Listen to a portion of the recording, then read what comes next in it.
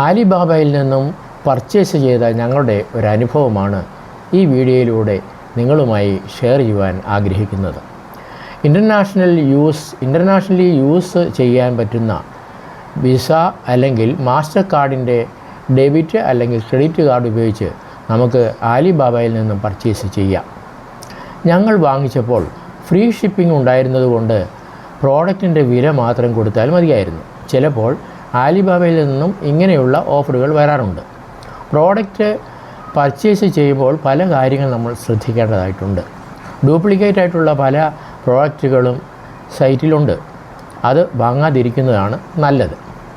MOQ കുറവുള്ളത് നോക്കി വാങ്ങാനായിരുന്നു ഞങ്ങൾ ശ്രമിച്ചത്. അങ്ങനെ 4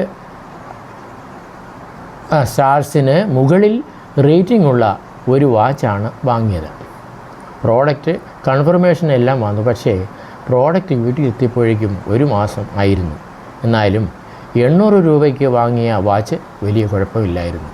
ഇതാണ് ആലിബാബയിൽ നിന്നും പ്രോഡക്റ്റ് വാങ്ങിയ ഞങ്ങളുടെ ഒരു അനുഭവം.